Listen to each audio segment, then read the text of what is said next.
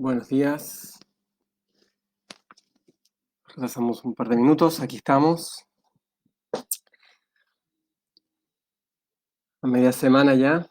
Y seguimos con el estudio de Mesilat Yesharim. Estamos llegando ya casi al final de este camino. Camino, me refiero por el título del libro, ¿no? El camino de los sabios, de los justos. Y estamos al final de un recorrido en que hemos ido pasando por una serie de cualidades personales, de actitudes, de conocimientos que una persona debiese tener para poder alcanzar su potencial. Buenos días, Bobefani. Bueno, voy saludando a todos los que se conectan y saludan también. Este camino ha pasado por un montón de etapas. Partimos con la conciencia que uno tiene que tener de ser prudente y estudiar y entender y hacerse las preguntas de qué es lo que yo realmente quiero hacer en la vida, qué es lo correcto, qué es lo incorrecto. Hola Yeri, buen día. Eh, y seguimos recorriendo un montón de aspectos que llevan a la persona a ser grande. Dijimos que uno de los objetivos era identificar hacia dónde quiero ir para poder conducir toda mi energía y todos mis esfuerzos y mis recursos hacia ese destino. Dijimos que hay que hacerlo con cuidado, hay que tener equilibrio en eso, porque a veces uno puede estar muy entusiasmado avanzando hacia un destino y ese entusiasmo lo hace a uno quizás pecar y... Jerry no escucha, a ver si alguien más puede decir si sí escucha para saber si el problema es eh, mío que no estoy transmitiendo bien o es de Jerry, si pueden poner ahí algún mensaje. Eh, bueno, yo creo que sí se está escuchando, creo. Eh, Espero que me den feedback. Eh, ok. Eh, ok. Sí, parece que sí se escucha. Hola Gloria. Ok, seguimos. Eh, Muy importante, antes de seguir avanzando, eh, tenemos, estamos ahora en ESH abriendo la posibilidad de que las personas puedan eh, dedicar un día de estudio por la memoria de alguien o por la salud de alguien. Y el día de hoy hay una persona que hizo una donación en forma anónima para la Refuah Shlema, para la salud, la sanación de toda la gente que está sufriendo hoy en día. Ok. Los que quieran dedicar estudio para algo, por favor contacten a Melanie Hebel y ella puede coordinar todo. Ok, bien. Seguimos entonces. Deberíamos terminar hoy este capítulo complejo respecto al temor. La clase anterior, el lunes, hablamos sobre a qué le tememos. Ese fue el título. Eh, y citamos la manera en que los niños comienzan a dar sus primeros pasos y dijimos, los niños, todo lo que hacen o todo lo que hacen bien, ellos quieren que haya algún adulto, alguna persona que ellos validan, que reconocen que los esté mirando. Y permanentemente están diciendo, mamá, mira lo que hago, mira acá, mira ahí. ¿Por qué? Porque hay una necesidad que todos tenemos de ser validados y reconocidos por aquellas autoridades, aquellos emblemas que nosotros reconocemos como inspiradores. Y necesitamos eso, incluso de niños. Y al revés, cuando la persona actúa mal, se esconde, ¿no? El niño que va a hacer una travesura, habitualmente se esconde. Y justamente no quiere que esta autoridad, que él lo miren. Así funciona. Los niños le temen a los padres muchas veces porque son los que finalmente lo están educando y ejercen sobre el niño la educación. Cuando uno empieza a crecer, uno debería uno busca distintos referentes que a uno de alguna manera lo inspiren, que uno intente emular, en modelos que uno quiera ojalá seguir, y frente a esos también validarse. Hoy en día, lamentablemente, Facebook también se convirtió, o Instagram o todas estas cosas, se convirtieron también en referentes que la gente Tal vez busca que los otros miren para que nos validen. Ahora, eso se da habitualmente o conscientemente, uno lo hace en lo positivo. En lo negativo, sin embargo, uno trata siempre de esconderse. Es raro que la gente publique cosas malas que hizo, salvo que la persona misma lo vea como algo bueno, ¿no? Lo aleino, pero estos terroristas que a veces se ponen una webcam y empiezan a transmitir todo lo que hacen en vivo, ellos saben que están haciendo algo malo, pero en el momento que lo están transmitiendo, ellos se sienten héroes y por eso lo hacen. El instinto humano es escondernos cuando hacemos cosas que sabemos que son incorrectas. ¿Y por qué nos escondemos? Es interesante. Primero, el hecho mismo que yo me quiera esconder ya debería ser suficiente señal para darme cuenta que estoy haciendo algo que no debiera hacer. Porque este impulso, esta sensación que tengo de querer esconderme, es un indicador, es un termómetro que yo tengo. Mi intuición me está diciendo que estoy yendo hacia un lugar que no debiera ir. Ahora es interesante que, ¿por qué uno se esconde? ¿De qué me ayuda a esconderme? ¿De qué me ayuda? Esconderme me ayuda porque yo puedo hacer como que no me están mirando. Hola Betty, buen día. Yo cuando me escondo, estoy haciendo como si nadie ve lo que estoy haciendo. Ahora, eso va en contra de un concepto judío que es muy basal. Va en contra de esta idea que nosotros tenemos de que Hashem existe. Y Hashem está en todas partes. Y Hashem está presente en mi vida. Entonces, si bien yo me puedo esconder de mis padres, y me puedo esconder de la policía, como vimos el lunes, y me podría esconder de los jueces, y me puedo esconder de todo el mundo, o pretender que me estoy escondiendo, yo nunca puedo esconderme de Dios. Entonces, esta idea del temor, dijimos, lo que está diciendo el Rav Moshe Chaim Luzzatto es que yo al final del día debiese entender que la única reverencia real que debiese tener es frente a Dios. Dios que actúa, por un lado, como este ser todo, digamos, todopoderoso que está presente y está, pero Dios también como este símbolo que representa lo que es el Emet, la verdad, el bien absoluto en la tierra. Ese es Dios para nosotros. Y entonces yo debería alinearme a esa autoridad. Ahora, esa autoridad muchas veces delega en autoridades inferiores.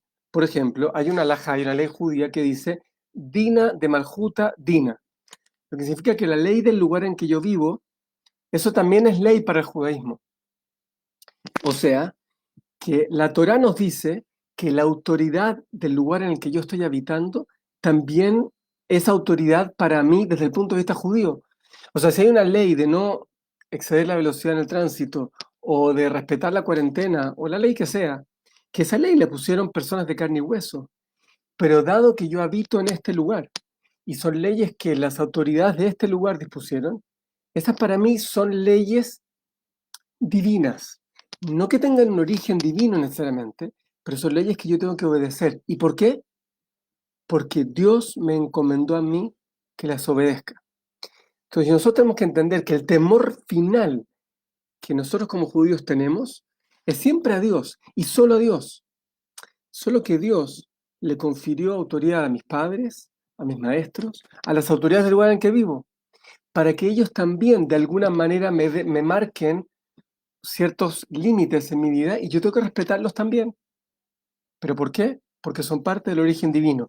Y entonces esas leyes son aplicables sobre mí en tanto y cuanto son leyes que también respetan el origen divino de este pronunciamiento, de esta verdad absoluta.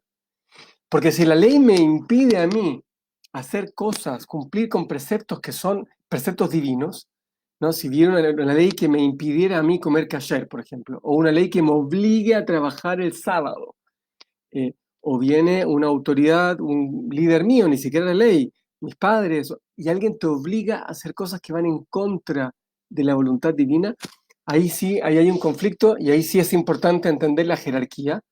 Y frente a una ley que viene de Dios y una ley que viene de un ser de carne y hueso, la ley de Dios tiene precedencia.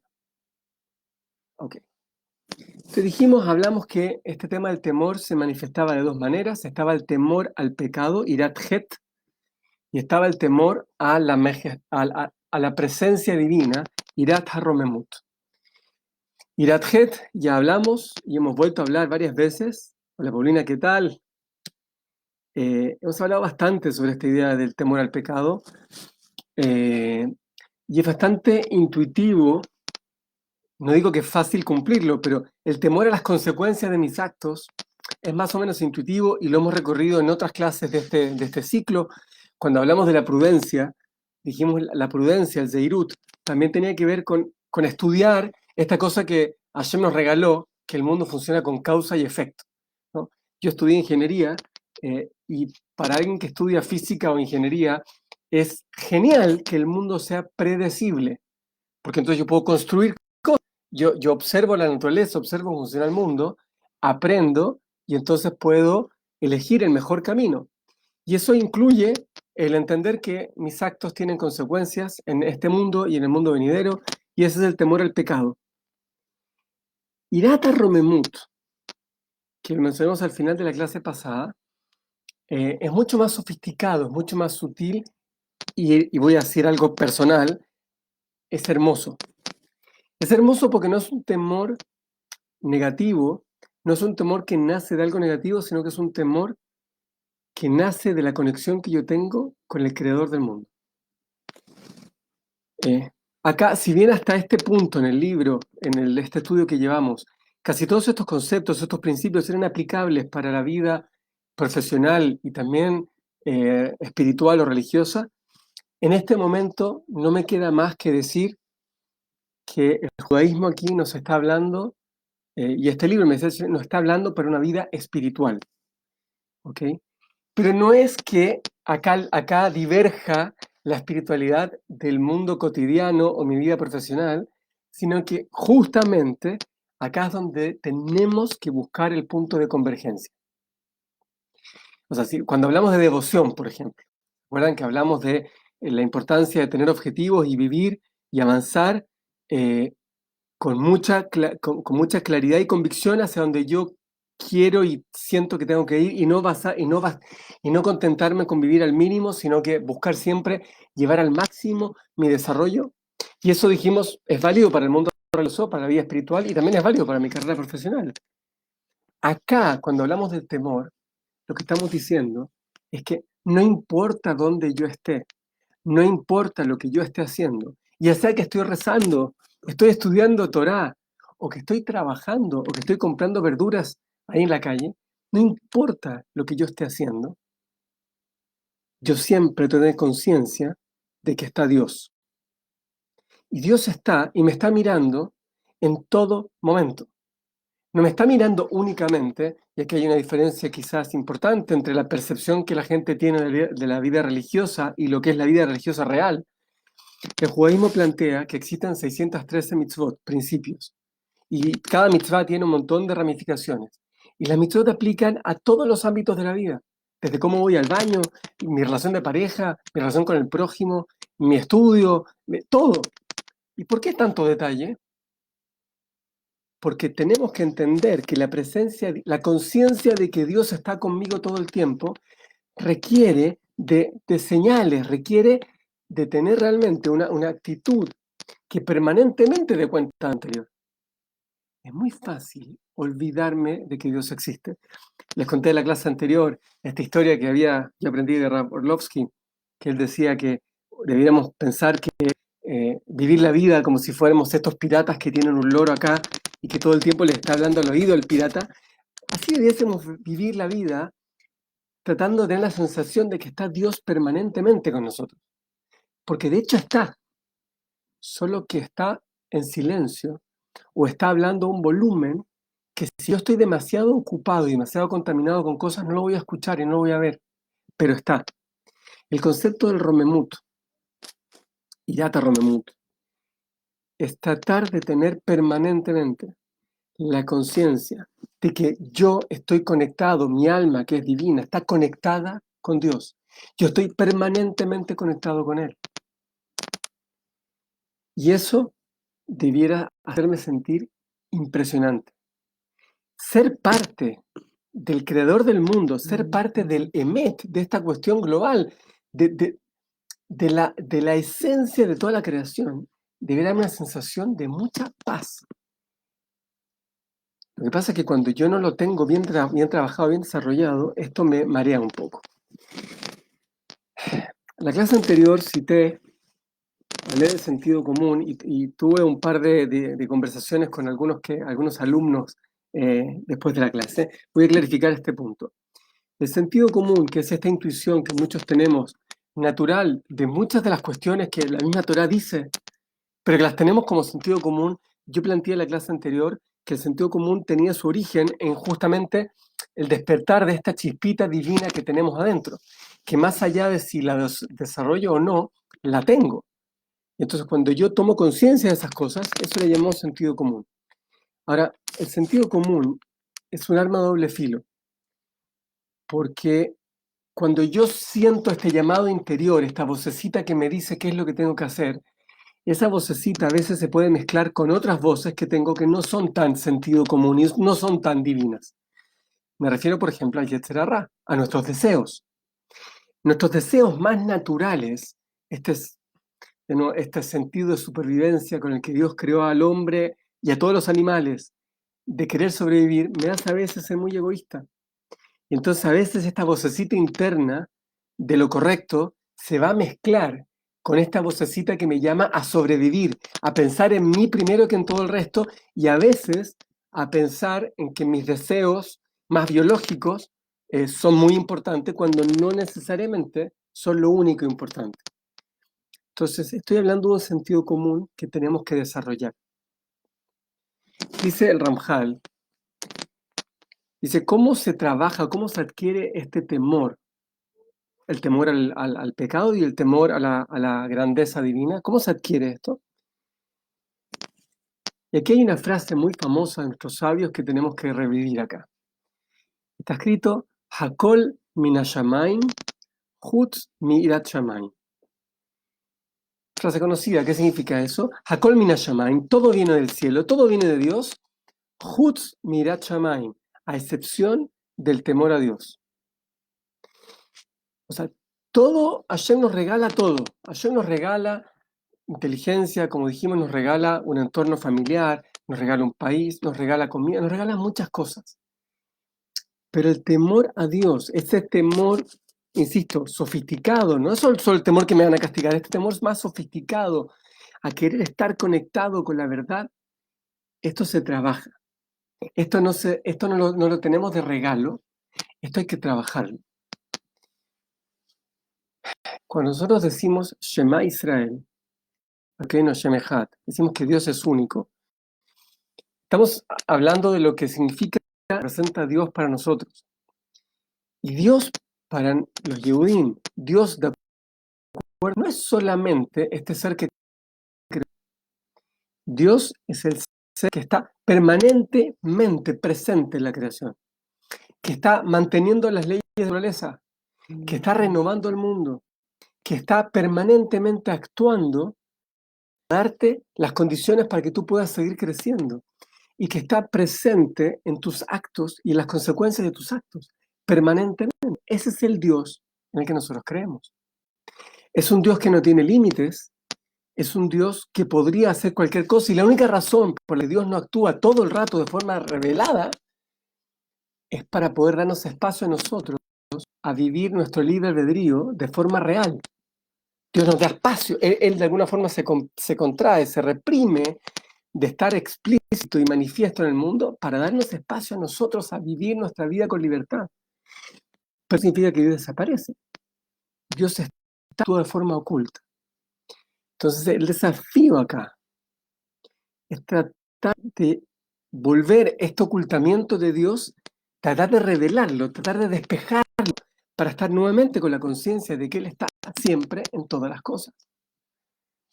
Yo les traje en la clase anterior el ejemplo de esta pregunta que yo le hice a mi Rav Berkowitz, era una pregunta muy antigua, pero que hoy en día sigue siendo vigente, sobre si uno podía bajar música de internet o copiar software, cosas así. Y yo les conté que Rav Berkowitz me dijo que si bien desde el punto de vista técnico yo podía encontrar resquicios para poder hacerlo, tal vez, esos no eran más que resquicios, porque lo que yo tenía que buscar era realmente conectarme con la verdad. Y la verdad única es que eso, hacer cosas que evidentemente a nosotros sabemos que están mal, más allá de la ley, debiésemos estar buscando esa conexión. Debiéramos sentir que Dios está siempre presente. Lo que me dijo Ralph Redquist, me dijo, cuando tú estás a punto de copiar algo, de copiar un software, ¿cómo sientes? ¿Cómo te sentirías si Dios estuviera ahí contigo? Si puedes preguntarle a Él, digamos que tienes una línea exclusiva con Dios, le puedes preguntar, ¿qué crees tú que Él te diría? Eso es tener conciencia de que Dios está presente todo el tiempo en tus cosas. Pensar, ¿qué haría Dios en esta situación? Estoy con mis hijos y está toda la situación un poco desbordada. ¿Qué espera de mí Dios en este momento? ¿Qué espera que yo haga? Estoy a punto de cerrar un negocio impresionante. Voy a ganar muchísima plata con este negocio. Pero es una cuestión que es ilegal.